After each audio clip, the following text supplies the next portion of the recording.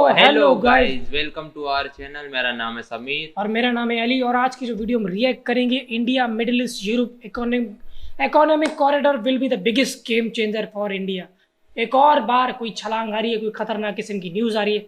तो आज हम देखेंगे अगली बार में क्या होने वाला है। हाँ, यूरोप इंडिया के साथ कुछ करा है इन्होंने। इंडिया मिडिल ईस्ट यूरोप, यार पहली बार नाम सुन रहा हूँ, पर देखते बिगेस्ट वीडियो के गेम अंदर क्या होगा। चेंजर। तो 3, 2 एंड स्टार्ट। नमस्कार and I welcome you all to world affairs. मैं हूं प्रशांत धवन। नाउ भारत का जो G20 समिट है 2023 का, ये ट्रूली हिस्टोरिक रहा है। मुझे लगता नहीं है कि किसी भी G20 समिट में इतनी पॉजिटिव डेवलपमेंट्स हुई है, दुनिया को इकट्ठा लाने की कोशिश की गई है, जितना एक पॉजिटिव इम्पैक्ट हमको इंडिया के G20 समिट में दिखा। एक छोटी सी क्लिप है, हाल ही में सामने आई, जहां पर मोदी जी सारे G20 लीडर्स को राजघाट में लेके आ रहे हैं। मैं चाहता हूं ये जो क्लिप है ये आप मेरे साथ मिलकर देखें। नाउ यहाँ पर आप देख पाओगे ये सारे वर्ल्ड लीडर्स रिस्पेक्टफुली चल रहे हैं दिल्ली की ज़मीन पर। ये राजघाट में है इस वक्त। राजघाट में आपको पता होगा मेमोरियल है father of the nation Mahatma Gandhi ji का। सभी वर्ल्ड लीडर्स यहाँ पे आपको दिख जाएंगे। एर्दोआन, जापान के किशिदा, इमानुएल मैक्रोन, G20 के सारे जो लीडर्स हैं एक्सेप्ट व्लादिमीर पुतिन और शी जिनपिंग। वैसे पुतिन यहाँ पे थोड़े से अजीब ही लगते हैं, मतलब उनकी पर्सनालिटी के हिसाब से थोड़ा सा और लगता है। बट बाइडेन को सबसे आगे रखा गया, ऑब्वियसली पीछे रखते थोड़ा एक डर रहता है कि कहीं और न चले जाए। बट बाइडन आप देखोगे सबसे आगे हैं, और यहाँ पे सारे जो वर्ल्ड लीडर्स हैं अपनी जगह लेते हैं। अभी यहाँ पे आप देख पाओगे, this is a beautiful sight. मुझे लगता नहीं है कि इंडिया के अलावा कोई भी और कंट्री ये कर सकता है। ना सिर्फ G20 के लीडर्स, जो अफ्रीकन यूनियन के जो लीडर्स हैं उनको भी यहाँ पे इन्वाइट किया गया। यहाँ पे आप देख पाओगे एर्दोआन, मैक्रोन, सारे वर्ल्ड लीडर्स आपको दिख जाएंगे। और 2 मिनट के लिए यहाँ पर प्रेयर करी गई and it is a very very beautiful sight. तो इंडिया ने देखिए पूरी दुनिया को ना यूनाइट करने की कोशिश करी है इस G20 समिट में। अब यहाँ पे आप एक क्वेश्चन पूछ सकते हैं, ठीक है राजघाट की जो इमेजेस हैं, जो वीडियोस हैं, बहुत अच्छा लगा देखकर, मगर इसके अलावा कुछ कंक्रीट प्लान निकल के क्या आया है? मैं आपको बता दूं, जो बाइडन ने खुद इसकी अनाउंसमेंट करी है, पीएम मोदी ने भी इसके बारे में मेंशन किया है कि एक India Middle East Europe corridor बनाया जाएगा, जो मेरे हिसाब से सबसे बड़ा इकोनॉमिक कॉरिडोर होगा, जो 2 बड़े महाद्वीपों को, एशिया और यूरोप को कनेक्ट कर देगा इकोनॉमिकली। यहाँ पे आप देख पाओगे व्हाइट हाउस ने भी इसके बारे में ये नोटिफिकेशन जारी करी है कि जो MOU है, memorandum of understanding on the principle of an India Middle East Europe economic corridor, ये साइन हो चुका है। इन सब कंट्रीज ने अपनी तरफ से कमिटमेंट दे दी है। USA, India, Saudi Arabia, United Arab Emirates, France, Germany, Italy, European union के जो बाकी देश हैं, सब ने इस बात पर सहमति कर ली है कि एक कॉरिडोर बनाएंगे जो शुरू होगा इंडिया से। अगर मैं आपको मैप पे दिखाऊं, ये कॉरिडोर शुरू होगा इंडिया से। इंडिया को शिपिंग लेन के साथ हम कनेक्ट कर देंगे यूनाइटेड अरब एमिरेट्स से। उसके बाद UAE, सऊदी अरेबिया और ऑल टुगेदर इजराइल तक बनेगी एक रेलवे लाइन। और उसके बाद फिर से शिपिंग लेन से इजराइल का जो हाइफा पोर्ट है उसको कनेक्ट किया जाएगा ग्रीस के साथ, और उसके बाद एक्स्ट्रा फ्राइट ट्रेन से यूरोप के बाकी देशों को जोड़ दिया जाएगा। तो टेक्निकली आपको इन द फ्यूचर अगर कुछ सामान भेजना है, कुछ इंपोर्ट करना है, एक्सपोर्ट करना है यूरोप से लेकर इंडिया तक, ये आप बहुत ज़रा आराम से कर पाओगे। ये यहाँ पे आप आर्ग्यूमेंट दे सकते हो कि इंडिया और रशिया ने मिलकर, इवन ईरान ने मिलकर, जो नॉर्थ साउथ कॉरिडोर का जो प्लान बना रखा है कि जी इंडिया की जो शिपमेंट है ये जाएगी ईरान में, ईरान से जाएगी ये शिप अर्मेनिया में, फिर यहाँ पर रशिया पहुँचेगी, फिर रशिया से यूरोप जाएगी। देखिए ये जो प्लान है ना, थोड़ा सा मुश्किल है। रशिया से ट्रेड करना है अगर, तो ये प्लान बहुत अच्छा है, मगर रशिया से यूरोप का जो ओवरऑल ट्रेड कनेक्ट है ये बहुत ज़रा ख़राब हो चुका है। यूरोपियन कंट्रीज़ रशिया के साथ ट्रेड ही नहीं कर रही, तो नॉर्थ साउथ कॉरिडोर ना इकोनॉमिकली इंडिया के लिए इतना अट्रैक्टिव है नहीं। रशिया कह लीजिए इंडिया को पूरे यूरोप का एक्सेस नहीं दे पाएगा। तो इसलिए US बैक्ड जो ये प्लान है कि इंडिया मिडिल ईस्ट और यूरोप को करते हैं कनेक्ट, ईरान को यहाँ पर बिल्कुल हम अलग कर देंगे, रशिया को यहाँ पे इन्वॉल्व नहीं किया जाएगा। प्राइमरली इंडिया, यहाँ पर UAE, सऊदी अरेबिया, इजराइल और यूरोप का यहाँ पर मेन रोल होगा। इसे जो बाइडेन बहुत ज़रा प्रमोट कर रहे हैं, और लिटरली मैं देख रहा हूँ कि व्हाइट हाउस ने ना इसका पूरा एक ब्लूप्रिंट कि इससे दोनों कॉन्टिनेंट्स को क्या फ़ायदा होगा, इन्होंने साफ साफ लिखा है कि इससे 2 कॉन्टिनेंट्स को हम करीब लेके आएंगे।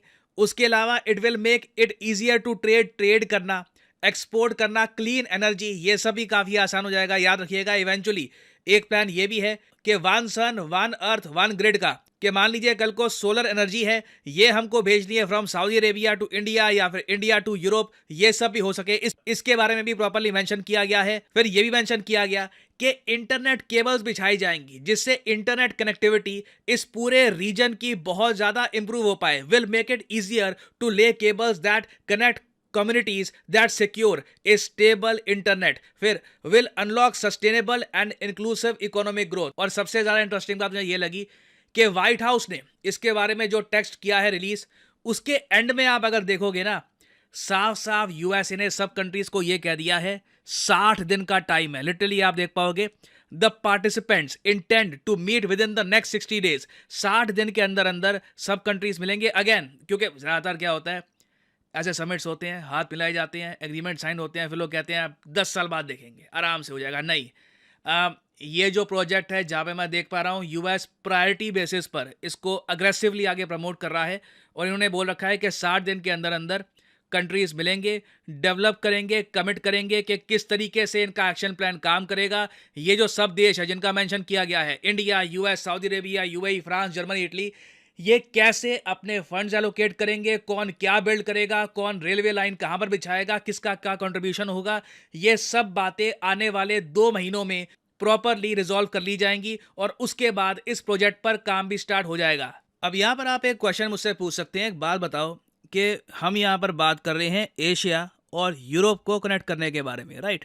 फाइन, मगर यूएसए इसमें इतना इंटरेस्टेड क्यों है? आई मीन ये प्रोजेक्ट जो है ये यूएसए को तो कनेक्ट करता नहीं है। आई मीन अटलांटिक ओशन बहुत बड़ा है, कोई ब्रिज वगैरह कुछ नहीं है जिससे आप सीधा यूएसए को जोड़ पाओ इससे। तो यूएस इतना ज़रा इसमें इंटरेस्टेड क्यों है? जो बाइडन लीड रोल क्यों प्ले कर रहे हैं? वो क्यों कह रहे हैं कि 60 दिन के अंदर अंदर सब कर लेंगे, अमेरिका भी इन्वेस्ट करेगा, सब कंट्रीज इन्वेस्ट करेंगे? देखिए, यूएस ये मानता है कि ये जो प्रोजेक्ट है ये प्रॉपरली न्यूट्रलाइज कर देगा, डिस्ट्रॉय कर देगा चाइना के बेल्ट एंड रोड प्रोजेक्ट को, जो ऑलरेडी दिशाहीन है। कई कंट्रीज उससे तंग आ चुके हैं, कई कंट्रीज डेब्ट के अंदर फंस चुके हैं। तो जैसे ही ये प्रोजेक्ट बनेगा ना, आप देखोगे बहुत सारे जो आसपास के छोटे देश हैं वो भी इसमें पार्टिसिपेट कर पाएंगे। ऑब्वियसली मैं यहाँ पर ये भी कहूँगा कि जो चाइना का सीपैक है, जो चाइना पाकिस्तान इकोनॉमिक कॉरिडोर है, वो भी इससे कंप्लीटली यूजलेस हो जाएगा। ईरान को डेफिनेटली इससे थोड़ा बहुत झटका लगेगा क्योंकि ईरान की जो इंपॉर्टेंस है इंडिया के लिए ये काफ़ी कम हो जाएगी ये प्रोजेक्ट बनने के बाद। तो यूएस पर्सपेक्टिव से आप अगर देखें तो इंडिया की डिपेंडेंसी, इंपॉर्टेंस ईरान के लिए ये कम करना, रशिया की जो इंपॉर्टेंस है इंडिया के लिए ये कम करना, चाइना का इन्फ्लुएंस जो है रीजन में ये कम करना, they are all major geopolitical goals. तो यूएसए के पर्सपेक्टिव से डेफिनेटली ये अग्रेसिवली इस पूरे प्रोजेक्ट को प्रमोट करना चाहेंगे और ये करेंगे भी। तो आने वाले में जो ये IMEC है, जी हाँ इसको IMEC कहा जाएगा, IMEC कह सकते हैं इसको, नहीं सुनने में अजीब लग रहा है, मैं इसको IMEC बोलूंगा फॉर द टाइम बीइंग। सो जो IMEC प्रोजेक्ट है इससे रिलेटेड अभी आप देखोगे आने वाले कुछ महीनों में बहुत सारे एग्रीमेंट्स कंट्रीज के बीच में भी साइन होंगे, क्योंकि जो व्हाइट हाउस का नोटिफिकेशन इन्होंने जारी करी है इसमें यह बात भी साफ साफ लिखी हुई है कि जो पार्टिसिपेंट्स हैं, इंडिया भी एक पार्टिसिपेंट है जैसे मैंने आपको बताया, जो पार्टिसिपेंट्स हैं ये कमिट करते हैं टू वर्क कलेक्टिवली एंड एक्सपेडिशियसली। ये मैं हर बार देख रहा हूँ, मतलब ऑलमोस्ट एक अर्जेंसी है इस प्रोजेक्ट को लेकर के, ढीला नहीं पड़ना यहाँ पर, it must be done fast.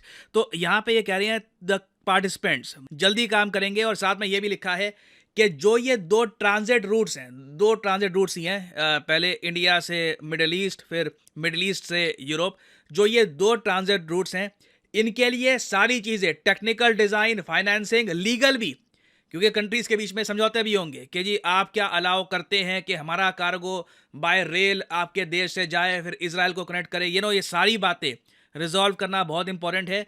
तो in the future definitely India में कई मिनिस्टर्स आएंगे, मीटिंग्स होगी, जयशंकर साहब हो सकता है कई देशों में जाएं और बहुत जल्द जो लीगल रिक्वायरमेंट्स हैं इस प्रोजेक्ट की ये कंप्लीट की जाएंगी। और फाइनली यहाँ पे आप सबसे मैं क्वेश्चन पूछूंगा, क्वेश्चन ये है कि इंडियन नेवी आज के समय किस युद्ध अभ्यास में पार्टिसिपेट कर रही है इन इजिप्ट? आज के समय ये काफ़ी न्यूज़ में है, आप बिल्कुल गूगल करोगे इंडियन नेवी इजिप्ट, इसका आंसर आराम से मिल जाएगा, मगर वैसे कोशिश करो कि बिना गूगल किए आप इसका आंसर करें। यह है यहाँ पे आपकी options, operation green star, operation red sea, bright star 23 या फिर Al Mirad exercise? Comment section में करिए उत्तर। सही आंसर मैं नहीं दूंगा, जो लोग सही आंसर करेंगे उनकी कमेंट को मैं हार्ट दे दूंगा ताकि बाकी लोग समझ पाए कि सही उत्तर क्या है। और फाइनली यहाँ पर मैं ये भी ऐड कर दूं कि आप किसी भी एग्जाम की तैयारी कर रहे हैं, चाहे एसएससी, यूपीएससी, बैंक, आप परचेज कर सकते हैं अनअकैडमी के क्वालिटी कोर्सेज। कमेंट सेक्शन में जाइए, पिन कमेंट में यहाँ पे आपको मिलेंगे link. For example let's say आपको प्रिपेयर करना है यूपीएससी के एग्जाम के लिए, तो यूपीएससी के लिंक पर यहाँ पर करिए क्लिक और यहाँ पे आप परचेज कर पाएंगे अनअकैडमी का यूपीएससी कोर्स। बट जो प्राइसेस यहाँ पर लिखे हैं, don't ever pay these prices. Simply यहाँ पर कोड डालिए PD10 and the prices will start falling and you will be able to save a lot of money. So use the code PD10 and save money. और इसी note के साथ ये है video का अंत। Thank you for listening. May the gods watch over you.